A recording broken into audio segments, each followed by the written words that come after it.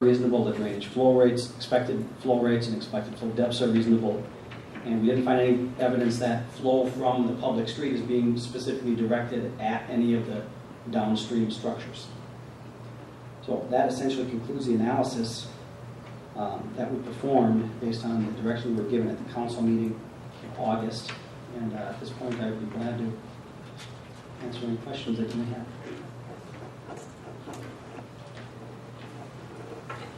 My question is still, why were we giving this blueprint and drawing back in '99 that definitely states there's a water issue, as they wanted to put a culvert here and a tile down our property? I have the paperwork that says they wanted an easement for that property. If there's not a water issue, why would these things have occurred back in '99? I'd have to defer to the administrator. I've not seen that plan. I have given you copies of all of this stuff. Yeah, you did. Have you shared it with the council? Well, what you gave me copies of was, in 1999, there was an easement that you and whatever other property owners in that area agreed to. And then at some point after that, it was basically unrecorded. And you've indicated to me that was because you and whoever else was involved with that at that time, property owners, did not like the proposal to put a culvert in there that drained to the north. On my property. Okay, but the reason I didn't bring all this to them, because this is, I don't know the relevance to the situation now, because basically now the question is, the study's done and dealing with what's going on right now. So that what happened 20 years ago, is background information, but I don't think that it's relevant to saying or trying to come up with, talking about whether the council or the city should do something in that area. And here's why I'm telling you this, because, and I know you'll have a response from this based on what happened, but I think what it does is it looks like the city tried and offered to do something, and it was rejected by the people around there. So when I look at this now, I don't think that helps what you're asking us now for. I disagree with that, because at the time in '99, we were presented with this diagram. I don't know how more evident this can be to show you that they wanted a big culvert and a drain pipe going on our property to end out on our property and end up with a pond. And that's where it is. So the other thing is, when the city administrator and the engineer, they didn't even tell us in description of how this was going to work. So when we actually found out it was a big culvert like you have down here in the Y, with the big old rocks and the big grate, that was their intention on putting onto my property. I don't know how many of you people would like that. I wouldn't. I don't. And the cutouts, if they would have put the cutouts, they have the cutouts in there, and if they would have put in the drain tile in, it would have worked. But I want to know where the new diagram is that changes this blueprint to the one that you actually have. The city can't find this one. But where is it? It's not a construction diagram. Well, it's a diagram of their plan, just like this one. Where is the original one? Okay, but the question is, why are we concerned about that? Because it shows that there was a difference. Right, but Nothing was changed your from our request rescinding on that. your request is now for the city to come in and take care of that drainage problem. And so this is a solution that you did not like and did not agree with. So why would we be talking about Why it? would I agree with putting more water on my property? I know, but see, this goes back to what I just said. Why would we be talking about that? Because what we're talking about now is trying to come up with, what you're asking the council is to come up with a different solution for this. And so that's what would be discussed, not that solution, because that solution you didn't want, we understand that. And so I didn't give it to them. Why would I give them something that you don't want? Because it proves the fact that that's what they wanted to do back then. And we said, no, I do not want I know water. that, but it Well, all I can say doesn't make is, sense what you're doing. as an engineer, I mean, there's more than one way you can address issues. And there apparently there was one option developed that did not proceed because of, for Right. whatever reason, it didn't. So it developed then into a different option, which is what got built in 1999. Now, the analysis we did is to look at that option that got built, and what we're finding is it seems to be functioning in general accordance with the way it was designed. You know, Yeah. So I That was built in accordance to run down through the culvert and the drain pipe. That's how it was built. The drain pipe and the culvert was not put in. correct. They did not change their elevation or the landscape or the building of that cul-de-sac accordingly so the water would run west. They left it they're not- as You're is. alleging not under that obligation to- actually a plan was made and never finished. That This one. They decided that this is what should be done, but then didn't do it. Because property owners did not want the water running on their property. And with the cutouts being placed as they are, and as in this previous diagram, that's exactly what they did. They did not change any elevation site to that area. Well, I'm just saying, but over the years, it's gotten worse and worse and worse. I've had pictures, I've shown you the water standing, the erosion of the trees are rotting and dying. I have flooding, I have a pond sitting in the back. And that water, and you can see the water run down the line of the property. It's a straight river, creek running down there. And there is no outlet at the north end of our property for that water to go. It just sits there. And I don't think that's really fair just to say this is not substantial evidence, because it is. It's documentation from the city showing that there is issues with water. So I firmly disagree with you. Well, the thing is, okay, from the first time that I talked to you, we brought all this forward. They did this engineering study, and basically no one else has brought this forward for you before. And I've taken this every step that you've asked me to take it to. Okay, so now, basically, no decision's been made on any of this yet. So I wouldn't predispose an answer at this point, because you're asking the council to do something about this, and they haven't made a decision yet. Right. So what you're saying now is you don't agree with the findings of this engineering study. I don't. Right, which is, understand, that's, I mean, all of this technology, I agree, that's fine, and the measurements and depth and the rain and this and that, so I agree with that. And that's what the original diagram wanted, that water to flow northeast and southeast. And it does, it runs down my driveway, washes the end out every inch and a half rain, inch and a half.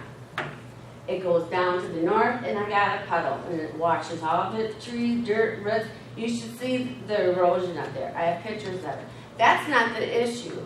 It's the part that they did not change their plan after the owners said, no, we don't want the water running down to us. They should have elevated the east side of that Bergen Circle so the water would flow to the west and down onto Kenyon Road like they want, or they say they're trying to do, but they didn't. So I'm saying the city did not follow through, and where's the new diagram that, the change in the elevation and stuff? So how much of a berm would have to be put in front of those houses to make sure that the elevation was such that the water would go west instead of east?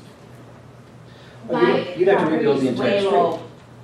Yeah, you'd have to rebuild the entire street, and, I don't know if I'm off the top of my head, I have to look back at the plan, but you'd have to reconstruct the street to raise the cul-de-sac to get the water.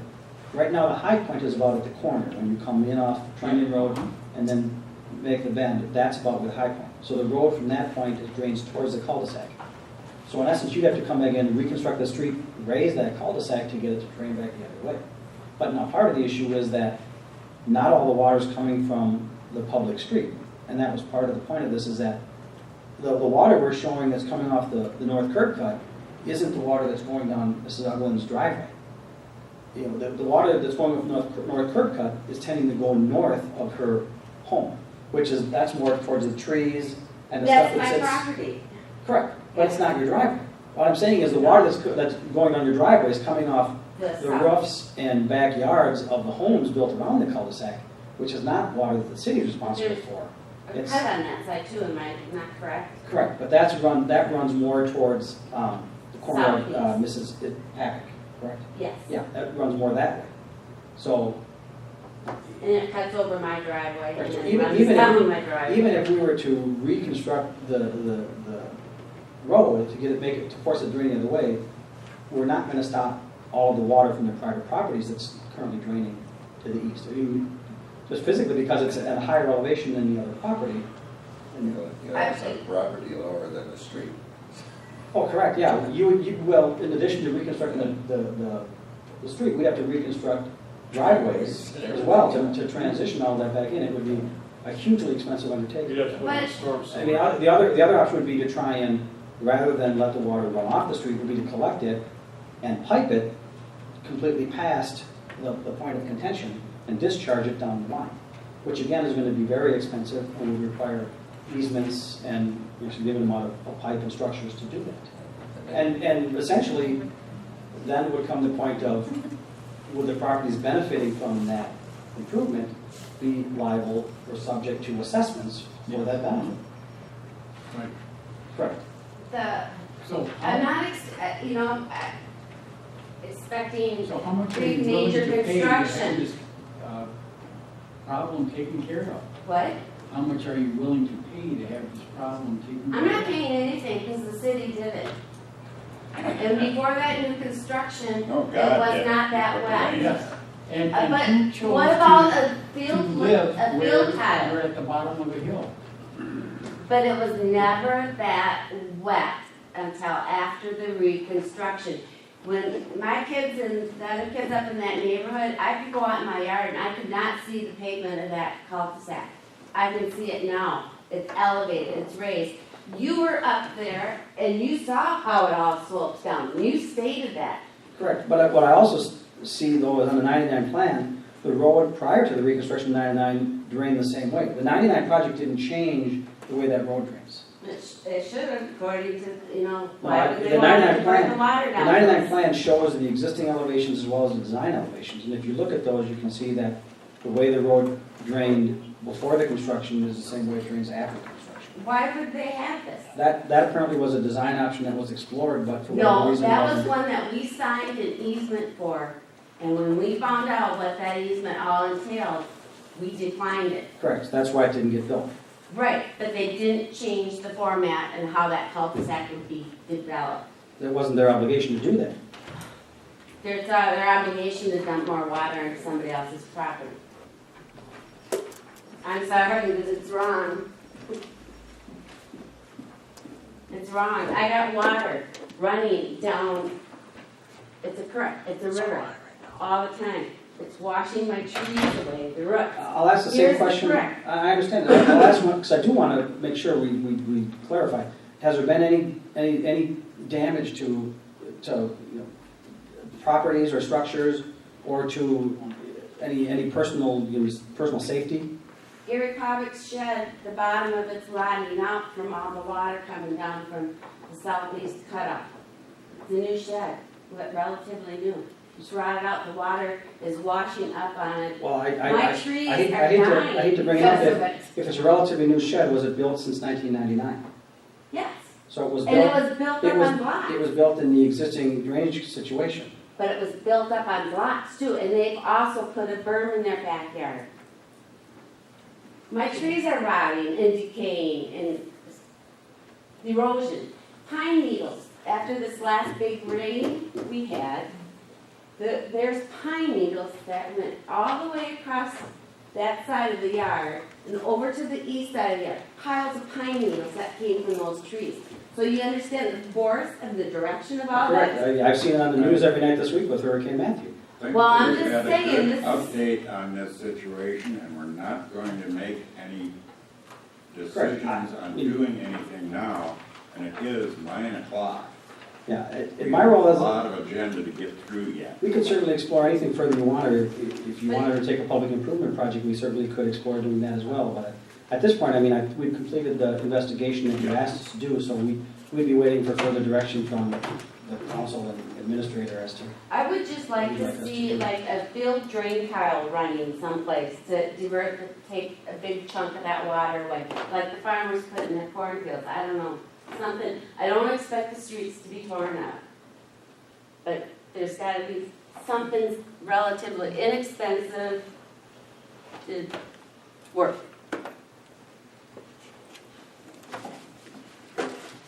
Could you look at that possibility, of drain tile being put in? And what it would cost? Put a tile through her yard. Yeah. A drain tile, unfortunately, I mean, it's not made to take, when you have a rain event and you get that surface runoff, that's not what a drain tile is intended to handle. I mean, that's what the curb and gutter and a structure with the open top is, when the storm sewer pipes. Drain tile is more for as the water soaks into the ground, that it can relieve that groundwater pressure. So a drain tile, unfortunately, if what the residents are experiencing is that surface drainage coming down and washing the dirt away and washing the pine needles away, a drain tile isn't really going to do anything to improve that situation. We need to collect that surface water before it gets down there in order to alleviate that condition. We still have a lot of agenda to get through. Let's table this item Must for be now. the storm sewer we're charged for it.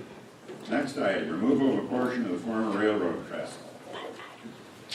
Thank you, Mr. Mayor. In your packet was one page with a couple of photographs, and then we supplemented that with some more photographs taken late today that we handed around prior to prior to this meeting. I know the fire chief is here as well, and may want to have input on this issue. My understanding from my discussions with the administrator is that there's been a local private business in the city that's approached the city about excavating some of the material from the old trestle and utilizing it in their business. And please correct me if I misstate anything. So we went out to look, the administrator and I went out late this afternoon to look at that area and to look at the material. And I think the thought behind this was that since the site's under construction now would be the appropriate time to go in, and if we're going to allow someone to remove that material, get it out of there now before the site gets finished so they're not tearing things up later. Well, when we went out and looked at the material, and I illustrated on your photos for you, a good chunk of that existing hillside, about the first 20 plus feet, lies in the MnDOT right of way. So that first 20 plus feet of material essentially is MnDOT's material. So if you're going to start excavating with that material, first of all, you have to get a permit from MnDOT to do that excavation because that's in their right of way. If you were to jump over that and just start excavating beyond that, it would not create a very aesthetic or good drainage situation. No. So that's one area of concern. The other area is if we did have someone, a private party that wanted to come in now and get this material off the site, if we want to run them through our construction site to access the material, we have to get the permission from our contractor because they have the ability to manage their site right now because they're in construction.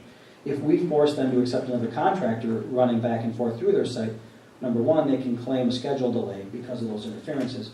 And number two, if that contractor causes any damage to the site, they could come back at us with costs to repair that damage. So it wouldn't be my recommendation to allow a private party to access the material through our construction site while it's under construction. So then that gets to the point of, well, could you access it off of Highway 56? Possibly, but again, you'd need MnDOT permission to do that. And given the fact they'd be coming in perpendicular to a 55-mile-an-hour road, I don't think they'd do that. So really, when I look at it, the most practical way to access the material would be coming in from the north. To come in from that property to the north where there's kind of that gravel parking lot area, come around the power poles and you could access the material right there. Well, that brings up the point that... someone else's property. Correct. Yeah, you need to get permission, but it also brings the point that it's not time critical that you have to get that material out of there now while the rest of the site's under construction. That's something that can be done next spring just as easily as right now. So I mean, I think the point is that the council is going to need to decide whether or not they want to allow anyone to take the material. You own the material that's on your site. You know, whether or not you want to give that material away or not, or allow someone to come in and excavate it off your site. That's one decision to be made.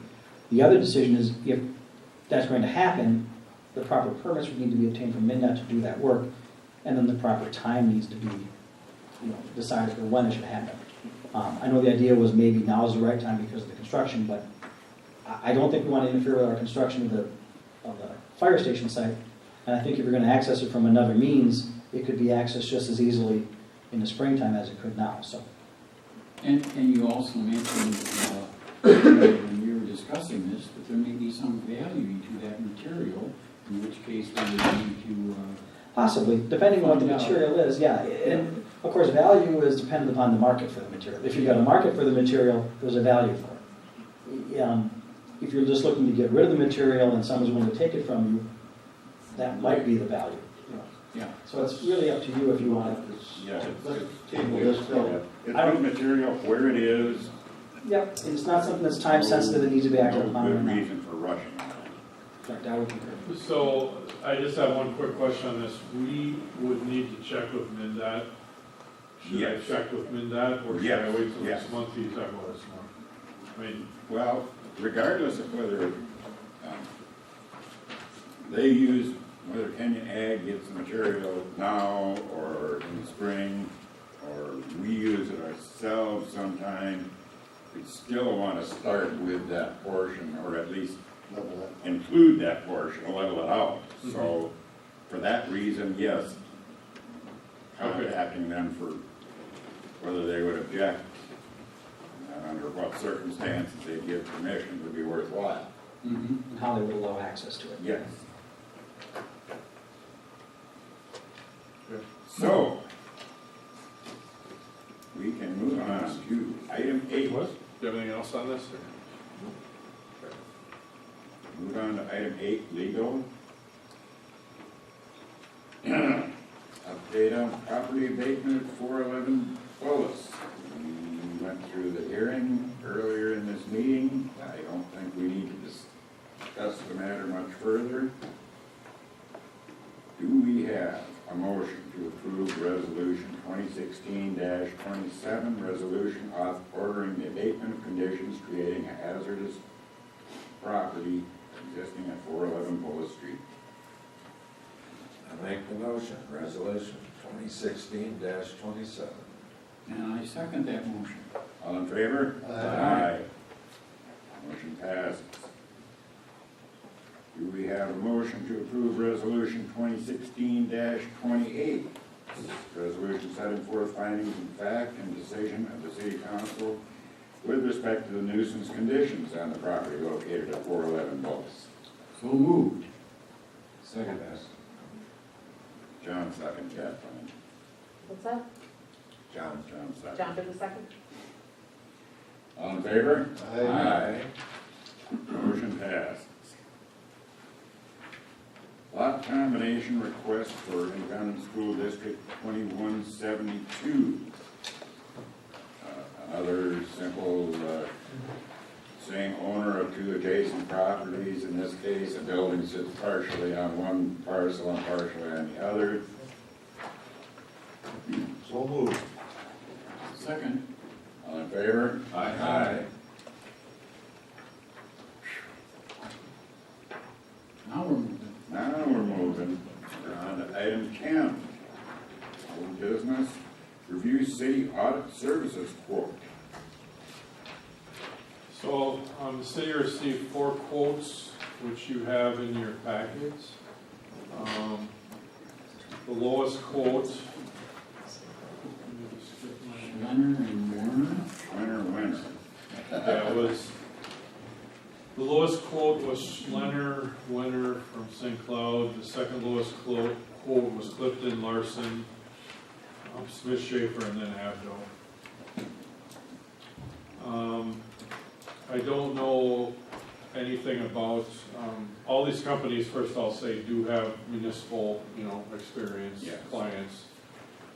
I don't have any experience or know of any other city, of the cities that use this Schlenner company. I don't know anything about I've them. never encountered them before either. Clifton Larson, I've worked with them in 2 cities, and they're a good company. As far as,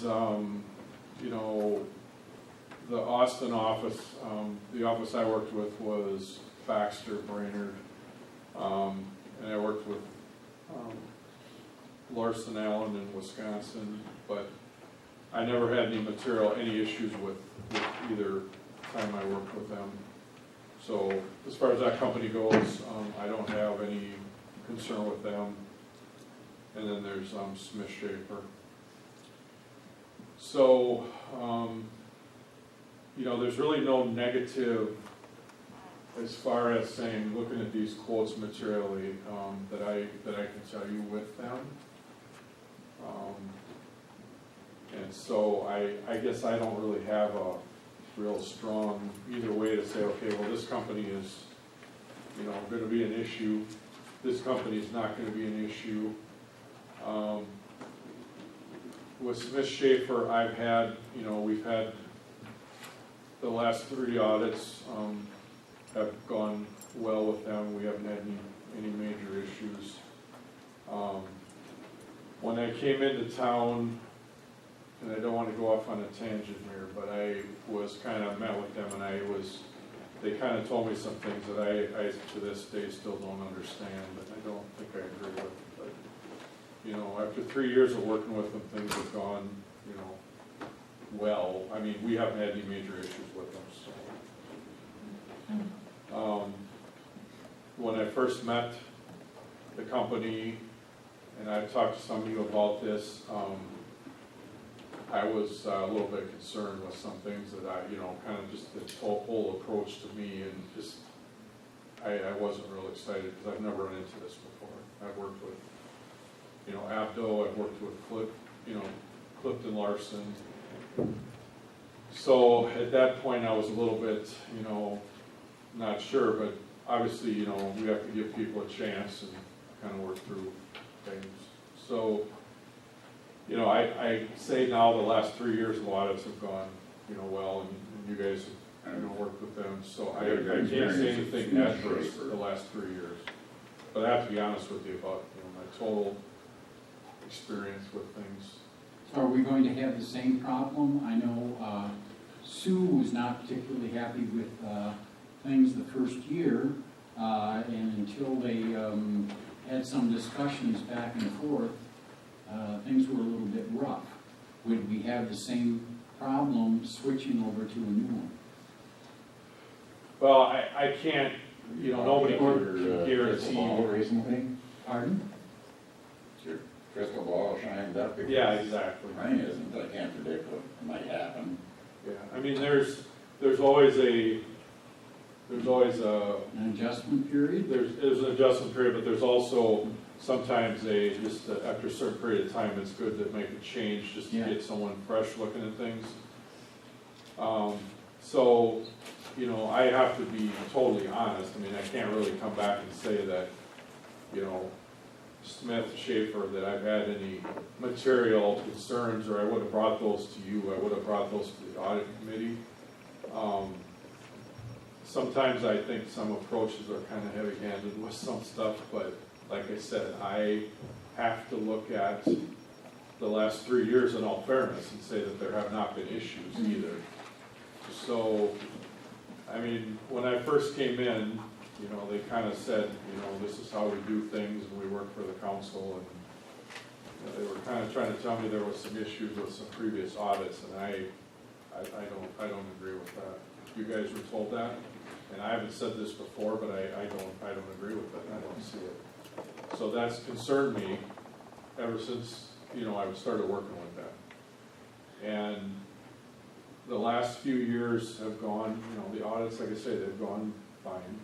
So I can't sit here and say we've had issues with this or that. We've had some turnover with, and that may have caused a little bit of sometimes issues, but I mean, they've kind of worked through those, but the last year or 2 years, I think we've had mostly the same people. But, Does Schreiner, Werner, and out of St. Cloud, do they have other offices, or is St. Cloud their only office? no, they just work out of St. Cloud. I don't think that's necessarily an issue per se, because they send their crew down here, Right. and they do the audits, and then they'll come and do a field beforehand, and I'm sure as a new, as a new client, they'll send 1 or 2 people out, and they'll go kind of do field trial, and they'll do the prep stuff for the audit. I guess I'm just a little concerned that I have never heard of that company anywhere. And Scott, you ever heard of them? Yeah, no, I've never worked with them either. I've worked with the other 3. yeah, So, yeah, the other 3 are well-known. So I can't say, and maybe one of my colleagues who does a lot of work up in that area has, I certainly could ask him, but I have not worked with It's them. either new or relatively smaller, because I've not seen ads in any of the league publications or seen them at any of the events that I've been to, or heard them mentioned by any other city or company, so I'm a little uneasy with that. Clifton Larson, I wouldn't have the slightest hesitation there. And I've worked with them. I And worked their with them. price is, what about 1,400? 4,000.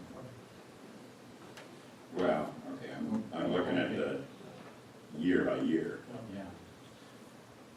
Now, is this a 3-year contract you signed with these, or is it just? Well, we have a 3-year quote, but I wouldn't say it's a 3-year contract. I mean, we can break it if we have an issue 1 year. Right. We just say, It basically is giving you a commitment on a price when you have the ability to move on if you want to. Maybe having new eyes look at it wouldn't be a bad idea. No, you're right.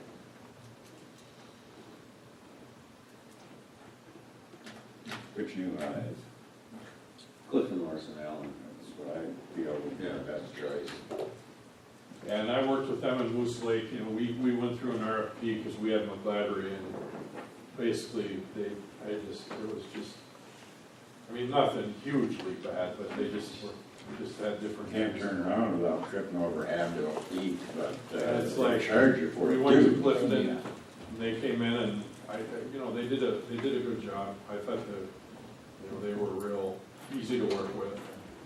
Like I say, this is a different office, so I can't say the individuals we'd work with, but I mean, I didn't have any issues with them. I worked with them for, I think it was 2 years.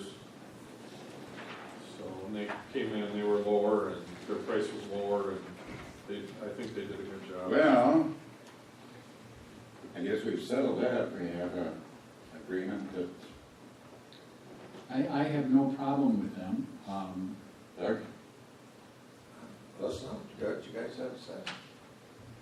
I just hope that they are able to give us the same service that we got from Smith Schaefer, in that I thought the reports were well done, the presentations, they're coming in for several hours and talking to the audit committee, and all of that did not happen with Abdo. So anyway. And if we don't like them, then we can always We revisit them. do have the right to change. Yes, right. Well, just tell Smith Schaefer, thanks for the memory.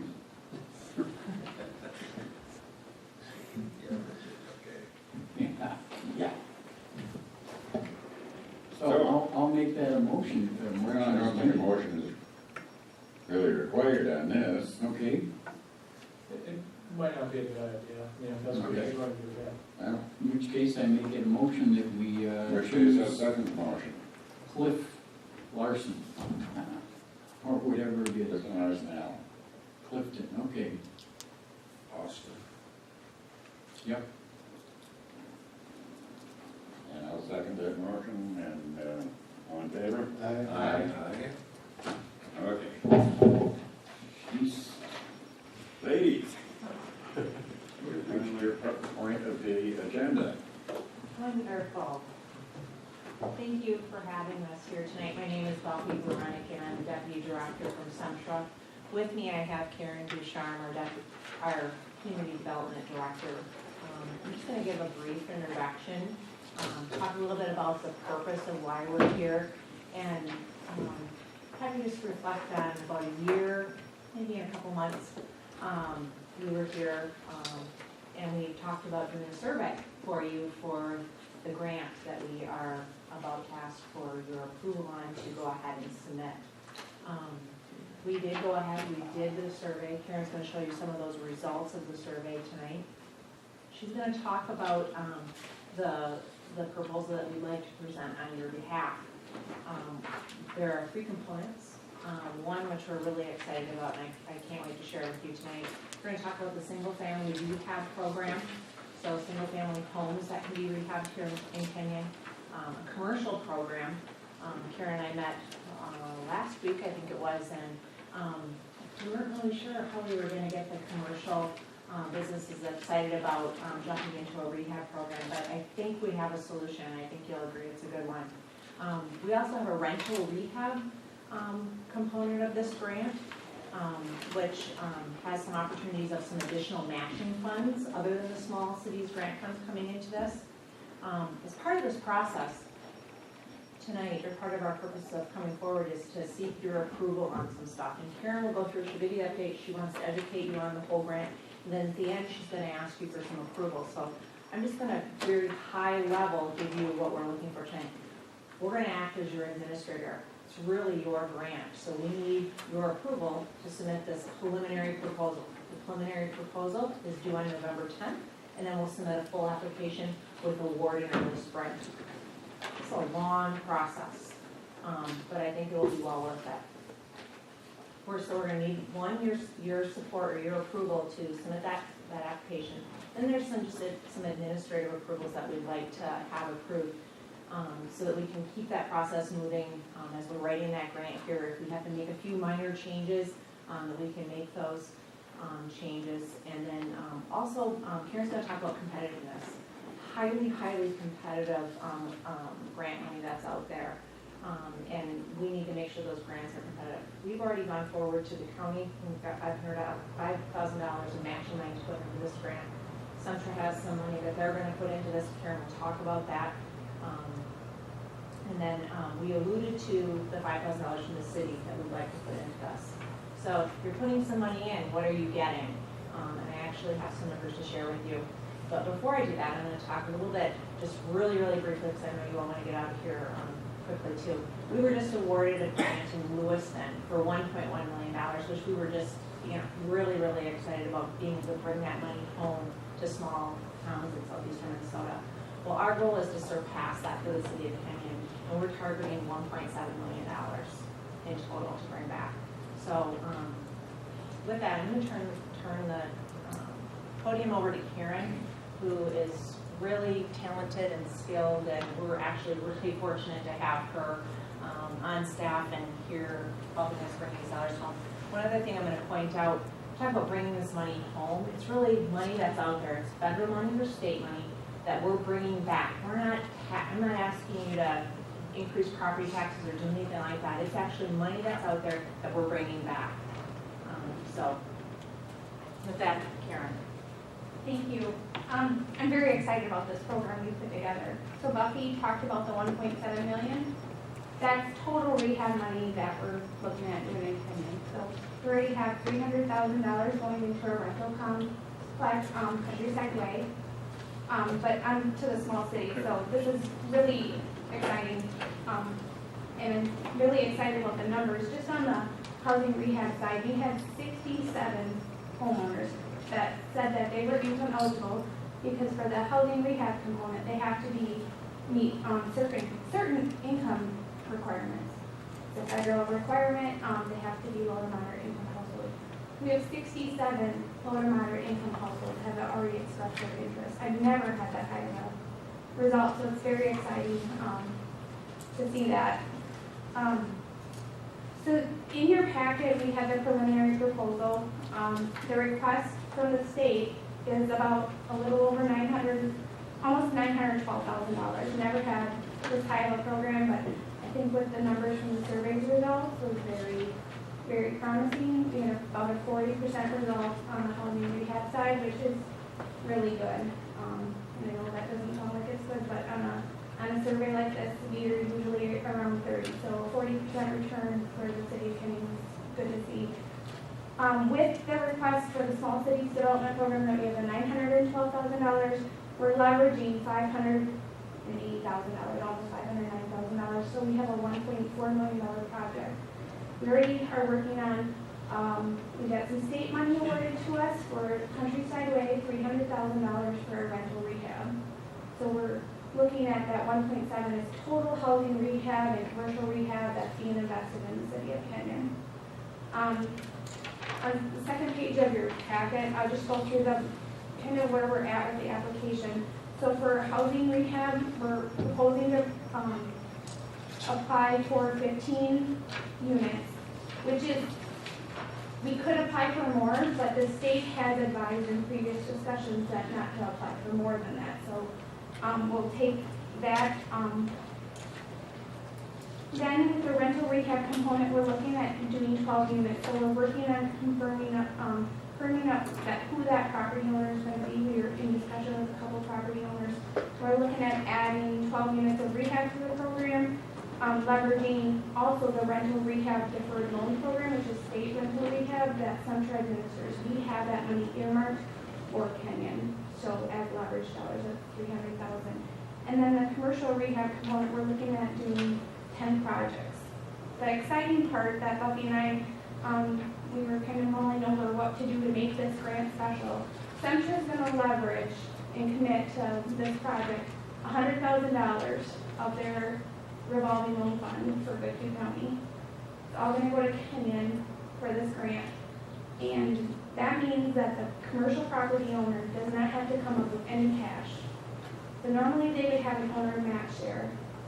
Their owner match is going to be a low interest loan by SunTrust. So that's our specialty on this grant application. We've never done anything like that. But it means that they can come, the commercial property owner can come to their loan close, do a project, and they don't have to bring any cash forward.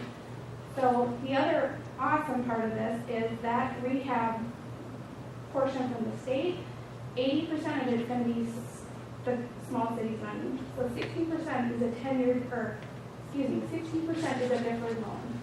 Normally those deferred loans that are 10 years, they're now 5, which that was just a recent change, and we're trying to figure out and change what we can do to make it as advantageous to the property owner, but as innovative to the state to bring the money to Kenyon. So that's the exciting part, is because we're now able to make that change. And then 20% is a 3% low interest loan that they have to pay back. That money they pay back goes into a revolving loan just for Kenyon, just for commercial property owners. So it kind of creates a revolving loan program automatically. And then the remaining 20% is that low interest loan from SunTrust that they will pay back once those other two sources of funding are either repaid or forgiven. So it starts in year 6. So, and then the interest wouldn't start until year 6. So you got your deferred loan going away at the end of the 5th year, and you got the low interest loan that would be paid off at the end of the 5th year, and then they would start paying it on that other low interest loan. So we're not compiling all the funding, but we're kind of spreading it out for them as well. With this is the request, SunTrust has also put in the $5,000, and Goodhue County has put in the $5,000. We're asking the city of Kenyon to invest $5,000. The state, in some of that conversation that we've had in prior discussions, they always look to see what the city would bring, or the grantee would bring to the table, to see that they're invested as well. So I'll get to all the approvals just after I give a brief timeline. So tonight we're here to request going forward with the preliminary proposal, like it's due November 10th.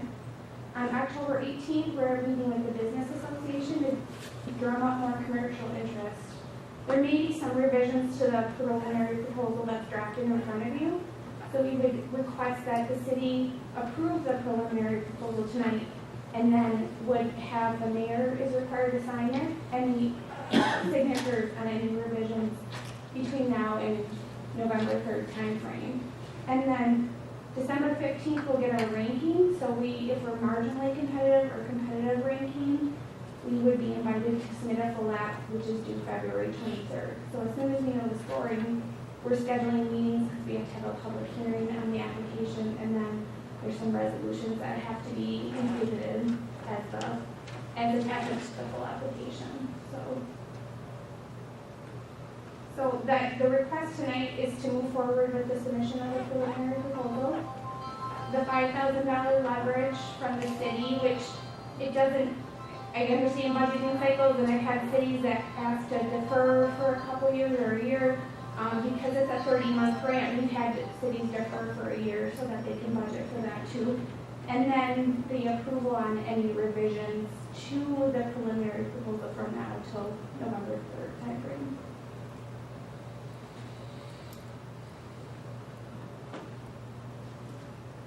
So you're meeting with Kava? Yeah, yep, On the 18th? yes.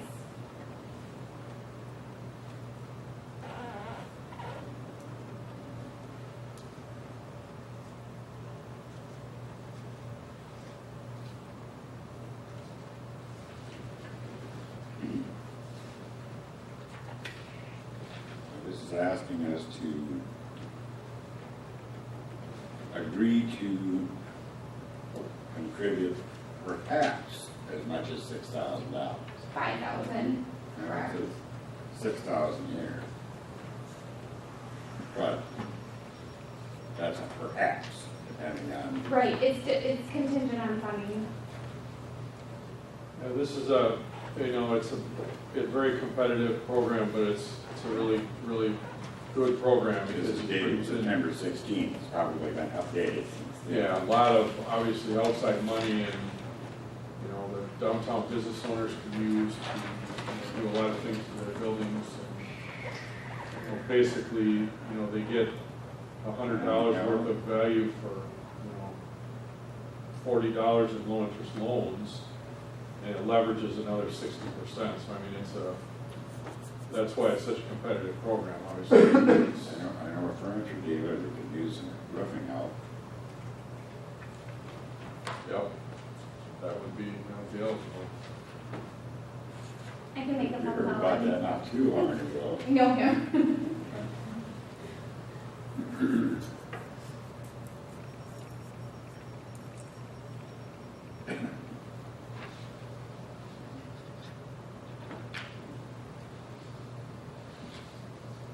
Gentlemen, I think it's a good program. that mean you're making a motion that we approve that? We're just approving the application, Yeah. Yeah. so there's really not a obligation for us per se. It's if we get Not funded. yet. Right, but yeah, it's definitely a good thing to move ahead with. I would move we submit the application. I'll second that. All in favor? Aye.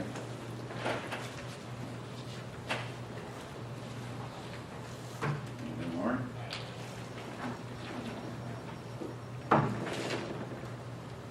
I will. See you on Tuesday. Thank you.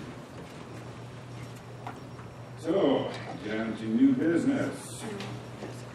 Resolution 2016-24, resolution adopting general election judges. I'm sure we've all looked through that list and said we need to throw all the ones out.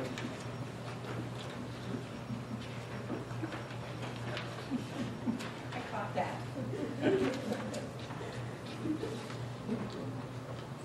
Do we have a motion to approve resolution 2016-24?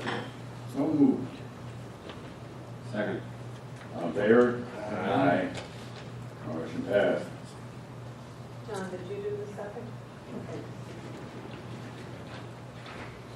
Update on purchase of Swellen property. This is basically the property we talked about for years, huh? No, it's not. No? This is totally different. If let me see. I have We got a map there, picture here, but The property we were thinking of, there's Okay. north. right. yeah, If you went out here on Main Street, yeah, drove east, went out on County Road 12, okay. it's right at the edge of town, So that's on your 60. left. Yeah, all right, got it. 29.43 or something acre cornfield All right. next to So how mill. did that come about?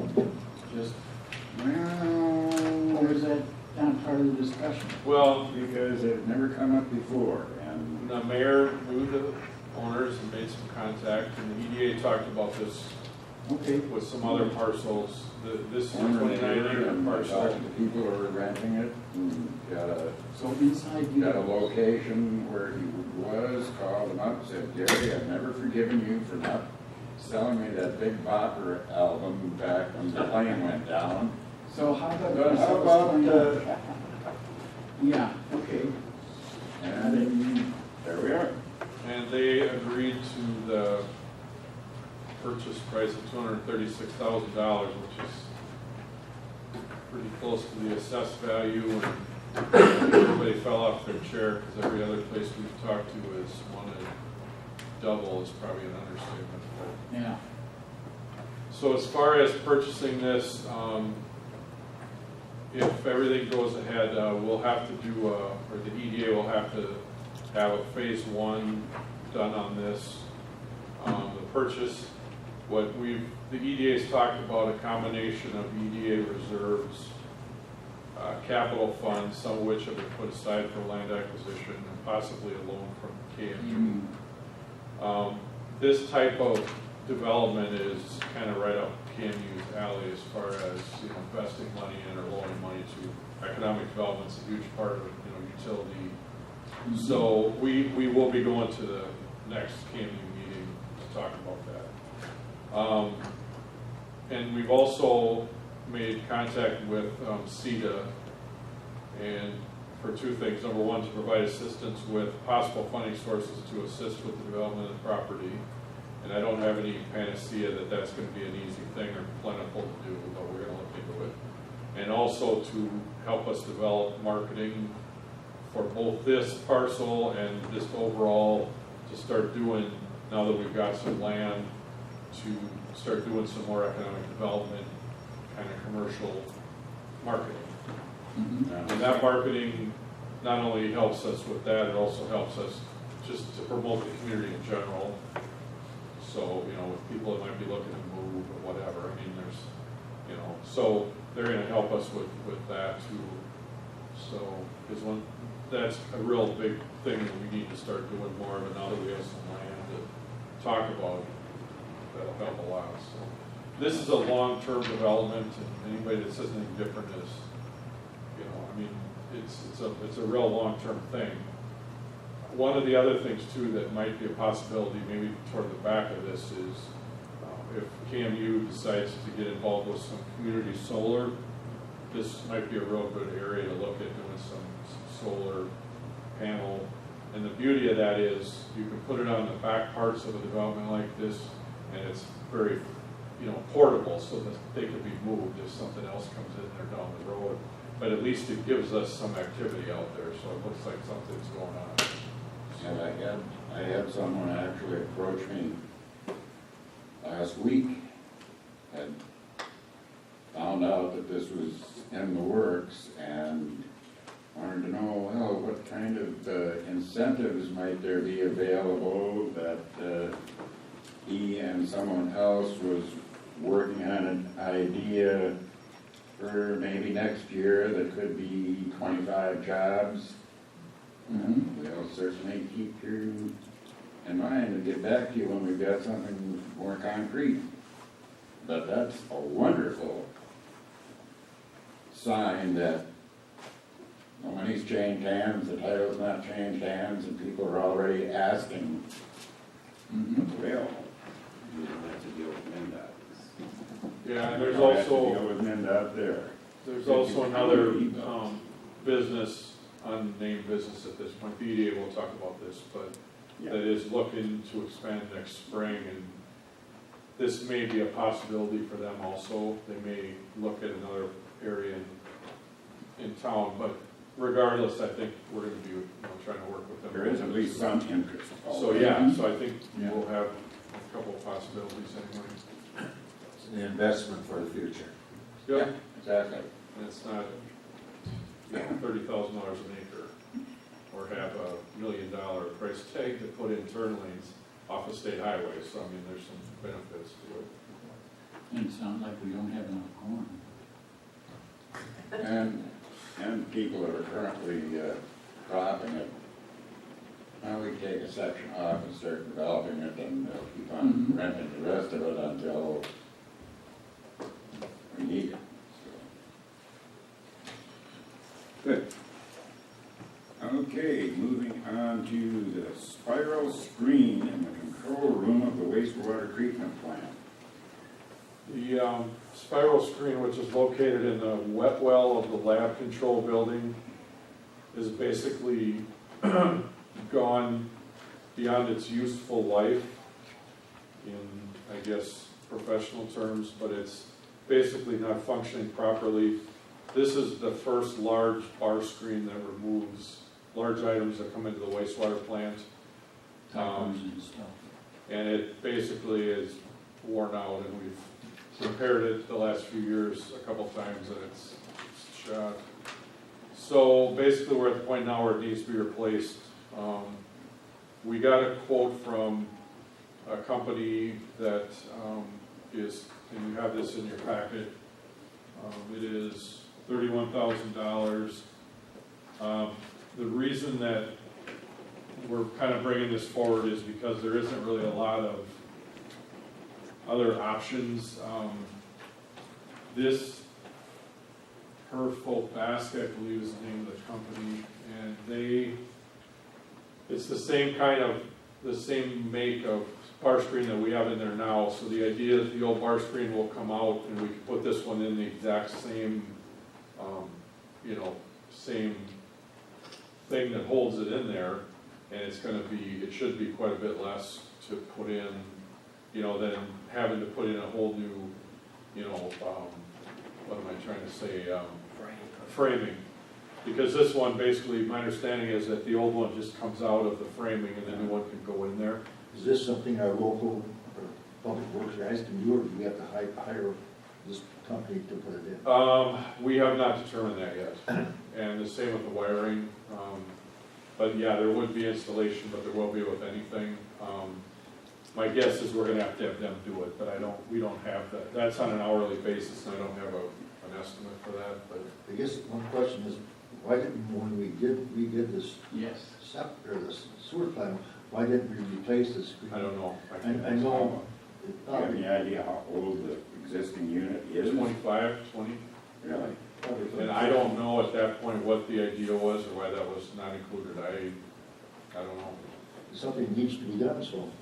Yeah, and we would take it out of capital, so we have money for that kind of thing, I'll make a motion. so. I'll second. All in favor? Aye. Oh, we're rushing right along now. Steve Balson's retirement. Steve Balson has given us official notice that you have in your packet that he's going to retire effective January 20th. So, first of all, I guess I would ask the council to accept his retirement. Make a motion to accept his retirement effective January 20th. What if we won't? I think he's gonna leave anyway, but maybe sooner. I'll second. Got a motion and a second, all in favor? Aye. Who did it? I missed that completely. Mike. I made the motion, he accepted, or he seconded it, rather. Thank you. Appointment of interim public works superintendent. We've got to figure out what is that title. I see it as Public Works It's Superintendent? superintendent. Okay, I've seen it as director. Yeah, it refers to it, and I will do that by default sometimes because I dealt with that so many other times.